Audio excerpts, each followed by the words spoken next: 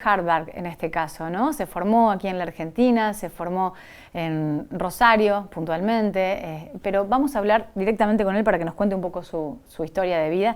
Estamos con Leandro Grimaldi Burnissant, que es médico investigador argentino, egresado de Harvard, que forma parte de los paneles de expertos que actualmente están trabajando por la vacuna para el coronavirus. Está en Boston, está desde hace 10 años residiendo en Estados Unidos y queremos conocer un poquito más de tu historia de vida. ¿Cómo estás, Leandro? Buen día. Hola Paula, buen día, ¿cómo le va? Bueno, mucho gusto. A raíz de un par de notas, de entrevistas, de publicaciones, ¿no? En esta especie de maratón de papers que no paran de salir, ¿no? Por parte de los grupos de investigadores en el mundo con respecto a esto que nos está afectando a todos. Bueno, nunca llegamos a leer el volumen de información y queremos preguntarle a ustedes, los que saben, los científicos, ¿en qué fase estamos? ¿Estamos más cerca de una vacuna? Sí, indudablemente. Cada día que pasa vamos avanzando en las investigaciones. Hay aproximadamente 75, 76 candidatos de vacuna en la etapa preclínica y unos 5 o 6 en etapa clínica, o sea, cuando ya empezamos a testear estos candidatos en pacientes. Así que bueno, indudablemente cada día, cada semana que pasa, nos estamos acercando un poquito más. Es difícil decir exactamente cuándo va a salir, pero bueno, desde un punto de vista científico vamos dando buenos pasos hacia el objetivo final. ¿Y esas vacunas que están en la fase clínica, están todas en Estados Unidos o hay también en China y en otras partes del mundo? Sí, hay dos países que están realmente liderando esta carrera científica, tanto desde la fase preclínica como de la fase clínica, y esos son Estados Unidos y China. Están bastante, pero bastante más avanzados que el resto. Después hay un grupito de quizás esfuerzos más independientes de diferentes laboratorios y grupos de investigación en Alemania, en Japón, en el Reino Unido y Israel, quizás me estoy olvidando alguno, pero un poquito más dispersos. Contanos cómo es tu rol de articulador entre lo que tiene que ver la parte más privada y la parte pública. ¿Cómo es esta gestión permanente en la búsqueda de una vacuna para el coronavirus? Sí, como médico investigador y profesional de la salud pública me alejé de la tarea de laboratorio y me acerqué a la tarea de realmente coordinar estos esfuerzos. Entonces lo que estamos haciendo es a través de una compañía que es una multinacional de investigación muy grande, que trabajamos en una amplia gama de patologías para tratar de sacar nuevas alternativas terapéuticas, básicamente coordinar y avanzar los proyectos de investigación que vienen del sector privado, o sea, compañías de biotecnología y de farma, y obviamente también del sector público, ¿no? Porque recibimos también proyectos de laboratorios gubernamentales y académicos. Así que bueno, como les decía, nos enfocamos en una gama de patologías muy pero muy amplias, pero en los últimos 2 meses y medio, quizás 3, obviamente poniendo nuestro foco y nuestro hincapié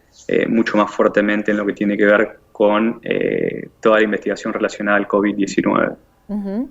Leandro, hace 10 años que estás trabajando en Estados Unidos. Me gustaría que repasemos un poquito tu historia, ¿no? Cómo te fuiste con una beca, por diferentes puntos, por diferentes instituciones, hasta egresar desde el mismo Harvard, que es una de las instituciones más prestigiosas a nivel mundial. Contanos un poco, ¿por qué te fuiste desde Santa Fe y hoy estás residiendo en Boston? Sí, creo que la historia tiene muchos matices y realmente no es nada lineal, es muy en zigzag, pero básicamente cuando era estudiante de medicina comencé a venir a Estados Unidos y a hacer intercambios científicos, pasantías y demás, y bueno, conforme el tiempo fue corriendo pude terminar haciendo un intercambio como estudiante de medicina en la Universidad de Pensilvania, la Universidad Estatal. Regresé a la Argentina para terminar con mis estudios y bueno, finalmente decidí graduarme allá y después regresé aquí. Inicialmente empecé a entrenar en un hospital de la Florida, en Miami, y después mi interés estaba realmente puesto en la investigación y en la salud pública así que apliqué para un programa de la Escuela de Medicina de Harvard que se dedicaba justamente a la investigación clínica y de poblaciones. Y bueno, a partir de ese programa ya me mudé a Boston y bueno, terminé ese programa, hice un fellow en un hospital y después una maestría doble y efectivamente me quedé trabajando acá en un rol que no tiene nada que ver con el lugar que resido, sino que es realmente global, porque el 90% de mi trabajo impacta gente en todo el mundo y no necesariamente en Estados Unidos. ¿Cuál es la multinacional tan importante para la que trabajas? Se llama Syngene. ¿Y qué otros tipos de logros, así para resaltar, han desarrollado en este último tiempo, además de estar trabajando puntualmente con la vacuna para el coronavirus? Bueno, hay mucha de esta información que es confidencial, casi toda, pero le puedo decir las áreas terapéuticas que estamos trabajando, no las moléculas ni los fármacos, obviamente, pero bueno, trabajamos mucho en lo que es oncología, en lo que es enfermedades infecciosas, trabajamos en cardiovascular, en respiratorio, un poco en enfermedades raras también. Así que bueno, como les decía anteriormente, para que se dé una idea, hemos sido autores principales o coautores de aproximadamente 250 a 300 diferentes patentes que van saliendo en papers de investigación, que es básicamente lo que avala la ciencia para empezar a hacer toda el proceso de investigación de un nuevo fármaco, ¿no? Desde su concepción, desde que es una molécula hasta bueno, si se logra la aprobación y la fase comercial, ¿no? Leandro, en una de tus notas leí algo que bueno, me interesa mucho porque además lo compartimos permanentemente. Hablabas de las dos epidemias, ¿no? Puntualmente, del COVID-19 puntualmente, pero también de la epidemia de la sobre o hiperinformación. Por ahí es tal la cantidad de información que se genera con base científica muchas veces, ¿no? Que incluso ustedes, hasta los propios investigadores, no llegan a procesarlo. ¿Cómo administramos esto? Sí, es realmente complicado, Paula. Nos despertamos todos los días con un flujo, un volumen de información que realmente se hace difícil de seguir, de poder digerir, de poder interpretar y de realmente hacer el ejercicio de volver a la raíz, ir al trabajo de investigación en sí y no a la nota o al resumen y demás, entender cómo fue diseñado, por quién y qué fue lo que estuvo buscando y en base a eso poder sacar conclusiones. Así que imagínense si la complejidad la tenemos nosotros dentro del campo médico-científico, obviamente como la persona que quizás no está trabajando en este área, cómo no va a tener también un alto grado de complicación y de complejidad al tratar de seguir, ¿no?, toda esta información. Así que bueno, por eso mi recomendación a veces es menos es más y a veces leer un poquito menos, alejarse de las redes sociales, alejarse de los titulares que por ahí buscan ser sensacionalistas y demás. Y bueno, por ahí la sobrecarga de información realmente pone a la gente muy ansiosa y muy nerviosa, ¿no? ¿Qué opinión te merece la generación del virus? Viste que hay muchos análisis, incluso sin sustento científico de ningún tipo, pero que califican este fenómeno como una guerra viral, puntualmente, entre Estados Unidos y China, que son los que actualmente están desarrollando las principales iniciativas con una vacuna. Como científico, como investigador, como conocedor del origen de esto, que en algún punto también decís que esto llegó para quedarse y nos va a transformar la vida para siempre, el coronavirus se va a quedar. ¿Qué opinión te merece la génesis de todo esto?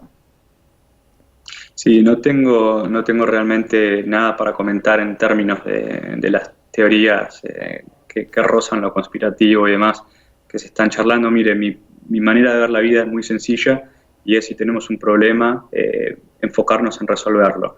Hay instituciones y hay personas que se dedican día y noche para tratar de investigar, encontrar realmente cuál fue la causa de esto.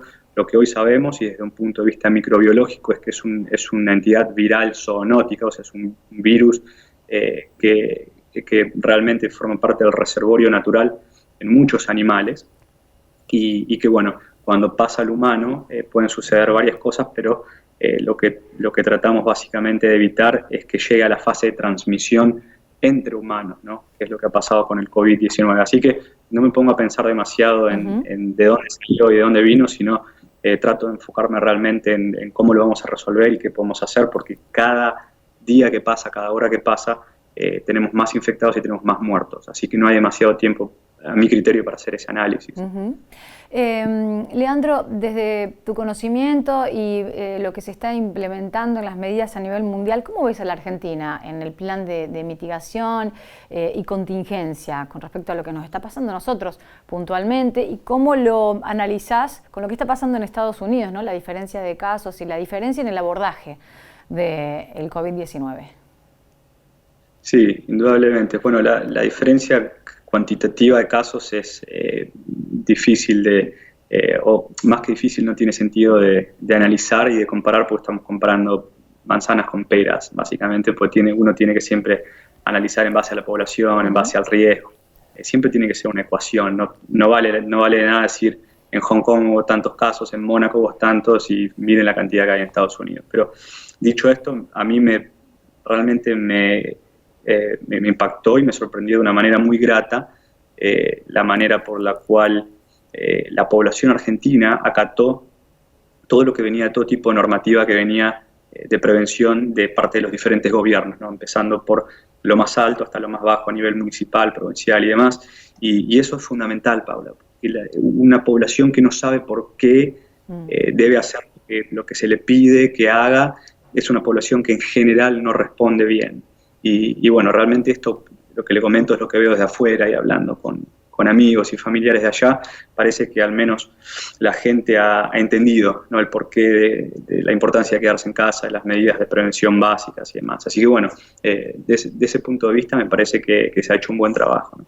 Desde tu conocimiento, bueno, hace poquito es noticia y seguramente te habrá llegado la iniciativa por parte del presidente de permitir en algunos conglomerados la salida transitoria de 1 hora ordenadamente. Ahora esto es difícil de controlar. ¿Qué opinión te merece esto? Tanto es así que algunos gobernadores se han opuesto y deciden no llevarlo a cabo en sus provincias. Sí, mire, no tengo ninguna opinión puntual respecto de lo que ha hecho el gobierno. Lo que le voy a decir es solo lo que yo pienso y me parece que es muy importante ser cautos y graduales cuando vamos levantando las medidas de prevención, pero también es muy importante que la gente sienta que puede de alguna manera retomar sus actividades. Es realmente desde un punto de vista de la salud mental, de la salud física, es muy pero muy importante hacer ejercicio, estar afuera, no poder caminar, tomar aire, está demostrado, y bueno, ahí es donde tenemos que poner en la balanza, ¿no?, diferentes cuestiones que tienen que ver con sin poner en riesgo la transmisión del virus y evitando lo que se llama un efecto rebote, ¿no?, cuando la curva empieza a aplanarse o a bajar, que realmente sucede un libre albedrío y la gente empiece a no tomar ninguna de las medidas de prevención que se habían puesto en práctica antes, ¿no?, seriamente, y que bueno,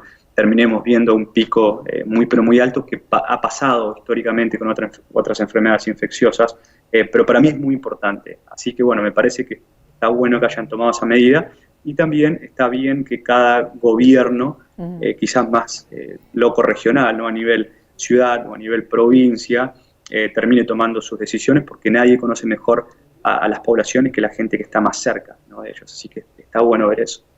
Estaba leyendo que sos muy fanático de Colón de Santa Fe. Dice, quizás la vacuna sea más fácil que Colón se salve del descenso.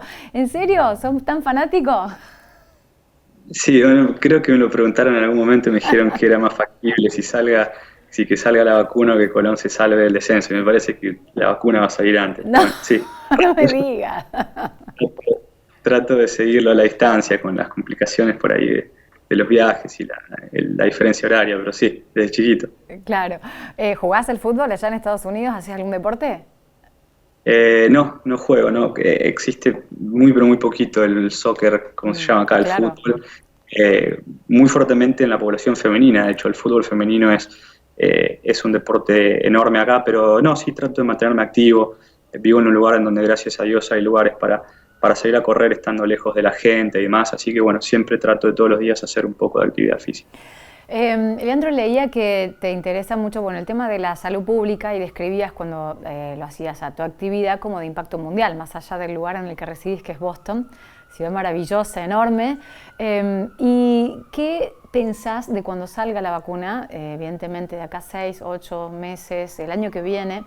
¿Cuáles son los grupos que van a tenerla más a disponibilidad y los grupos más vulnerables, de menor acceso, de menos recursos, por ejemplo? ¿Cómo van a hacer para conseguir esa vacuna? ¿Cómo te imaginás, vos que estás en la gestión y en la articulación pública-privada, que va a ser esta llegada de la vacuna finalmente a todos los sectores de la población? Sí, es difícil, Paula, y es imposible, es difícil imaginarlo, aunque uno puede extrapolar algunas situaciones pasadas, ¿no? de otros tipos de fármacos, pero es imposible decir exactamente qué va a pasar en cada rincón del planeta. Le explico. El negocio de un nuevo fármaco, el negocio de los precios, de quién va a pagar, si va a ser público o privado, cuál va a ser la franja etaria o el porcentaje o el estrato de la población de mayor riesgo que la va a recibir primero y demás, es algo que se negocia a nivel local. En los Estados Unidos y en Europa lo negocian a nivel provincial o a nivel país. Los países más chiquitos, en Estados Unidos se negocia a nivel estado, porque cada estado tiene un alto grado de independencia. En el caso de la Argentina seguramente habrá negociaciones iniciales que sucedan a nivel federal, o sea, a nivel gobierno nacional, y después, bueno, como usted sabe, la complejidad de cada sistema de salud va haciendo que se mezclen otros factores, ¿no? Como la obra social, si va a haber subsidios y demás. Yo creo que, como dije anteriormente en alguna ocasión, es una vacuna que debería estar altamente subsidiada, sobre todo para esa franja de la población que tiene mayor riesgo, ¿no? Y estos son los adultos mayores, gente con otras enfermedades asociadas, inmunocomprometidos y demás. Y bueno, de ahí para abajo realmente hay que empezar a hacer una estratificación y tratar de movernos lo más rápido posible, porque, como dije anteriormente, es una batalla contra el tiempo, así que tenemos que inmunizar un porcentaje altísimo de la población en una tarea que no se ha hecho jamás, porque ni siquiera la influenza estacional se mueve de esta manera. Ahora estamos hablando de inmunizar a una gran parte del planeta y hacerlo lo más rápido posible. ¿Cómo te imaginas finalmente, y ya te liberamos, muchas gracias, Leandro, cómo te imaginas que va a ser nuestra convivencia con el virus cuando sea algo más incorporado, cuando esté la vacuna, pero que vos decías que llega para quedarse y transforma nuestra vida? Entonces, ¿cómo vamos a actuar una vez que ya esté instalado y tengamos incorporado el coronavirus como una de las enfermedades más en nuestra vasta cantidad de enfermedades en la humanidad? Mire, todavía hay tantos interrogantes que es muy difícil hacer futurología. Hay 2 o 3 factores que van a determinar realmente cuál es nuestra interacción con el virus y cómo va a ser la vida post-coronavirus. Uno de ellos es la inmunidad, ¿no? Y cómo realmente nosotros desarrollamos defensas contra este virus, qué tanto desarrollamos defensas y cuál es el tiempo realmente por las cuales estamos protegidos a través de esas defensas para evitar una reinfección.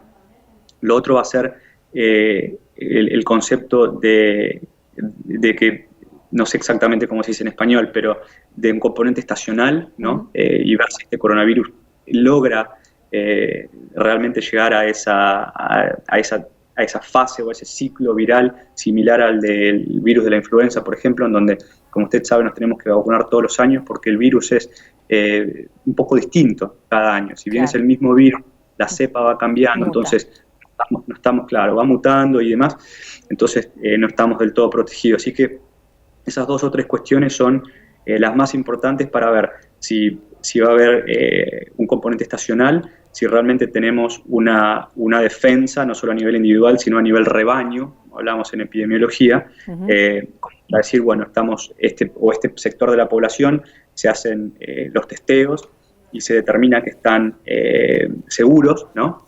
Para la exposición del coronavirus. Así que, bueno, como verá, hay demasiados interrogantes. No tenemos demasiada información y es por eso que necesitamos seguir investigando, estudiando y entendiendo más, ¿no? Lo cierto es que cambia para siempre nuestra forma hasta para relacionarnos, ¿no? En todo aspecto, más allá de la infectología o de la epidemiología puntual. nos cambia a todos, nos transformó mundialmente sin duda. Leandro, le agradecemos muchísimo el contacto con Puntal AM, muy generosas sus explicaciones desde un ámbito académico, bueno, tan importante como es en el que usted se está desempeñando. Muchísimas gracias. Gracias, Pablo. Un abrazo grande y a cuidarse. Sin duda. Hasta luego. Y bueno, y vamos por Colón también, hinchamos por Colón un poquito, ¿eh? Le mandamos un abrazo. Hincha de Colón, cortó justo. Leandro Grimaldi Burnesán, este médico investigador argentino.